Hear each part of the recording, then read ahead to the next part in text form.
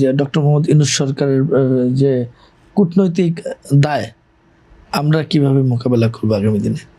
না, প্রথমত দেখেন, যেটা আমার ভাই বলেছেন, ওটা তো একটা ইন্টারিম গভর্নমেন্ট ছিল, একটা বিশেষ পরিস্থিতি, একটা ভয়ঙ্কর পরিস্থিতি, এটা অস্বীকার করার কোনো উপায় নাই।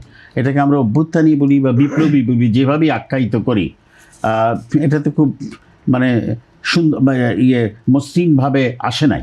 সেইরকম একটা পরিস্থিতিতে কিছু কিছু উদ্যোগ হয়তো তারা নিয়েছেন, সেইটা আমরা এখনও এই ঘটনার খুব কাছে, মাত্র কয়েক মাস হয় নতুন একটা সংসদ এসেছে, সেটার পর্যালোচনা আস্তে আস্তে হবে। তবে অবশ্যই অনেক কিছু যেটা আন্তর্জাতিক চুক্তি হয়, সেটা এটাকে বলা হয় লতে দি গভর্নমেন্ট ইজ কন্টিনিউয়াস। আপনি সরকার পরিবর্তন হতে পারে, তো গভর্নমেন্ট তো একই থাকে।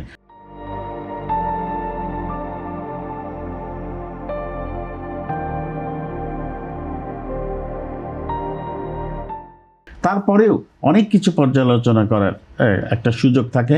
আর এই কয়েকদিনে আমি যেভাবে পার্লামেন্ট দেখেছি, আপনিও আমার সাথে একমত হবেন, মানুষ কিন্তু এখন পার্লামেন্টের প্রসিডিংস দেখছে। আগে পার্লামেন্টের প্রসিডিংসের মধ্যে কোনো রকমের কিছু দেখার মতো কিছু ছিল না, ওটা যাই হোক, সেটা নাই বললাম। এখন প্রসিডিংসে দেখা যাচ্ছে মানুষ পয়েন্ট অফ অর্ডার দাঁড়াচ্ছেন, কথা হচ্ছেন, এবং একটা যে body language between the two side, the treasury and the opposition, এইটা আস্তে আস্তে পার্লামেন্টারি ডেমোক্রেসিতে ডেভেলপ করে, এবং আমরা মনে হয় ওই রাস্তায় অনেক দ্রুত এগিয়ে গিয়েছি। তা আমি এই কথাটা বলার উদ্দেশ্য এই জন্য যে পররাষ্ট্র নীতি নিয়েও খুব খোলা মনে কমিটি স্টেজে আলোচনা হতে পারে, এবং সংসদেও আলোচনা হতে পারে।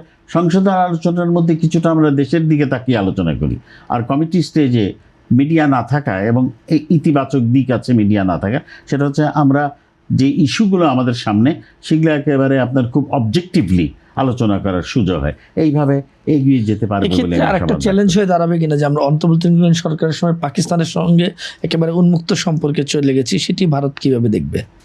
না, ভারতকে তো একটা জিনিস বুঝতে হবে যে ভারত নিজেও বহু দেশের সাথে বন্ধুত্ব করছে, এবং ভারতের সাথেও মার্কিন যুক্তরাষ্ট্রের একটা বিরাট বন্ধুত্ব।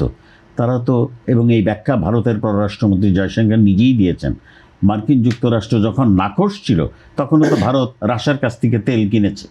সো আমার ন্যাশনাল ইন্টারেস্টে যদি আমরা ভারতের বিরুদ্ধে না যেয়ে, এবং যাবও না ইনশাআল্লাহ, আমরা যদি পাকিস্তানের সাথে আমাদের ট্রেড, আমাদের কমার্স, এইসব বিষয়ে চিন্তা নিয়ে সম্পর্ক আরও গভীরতর করি, not at the cost of Bharat. এখানে ভারতের কি বলার আছে? আমার স্বাধীন সার্বভৌম দেশের পররাষ্ট্রনীতি আমরা নির্ধারণ করব।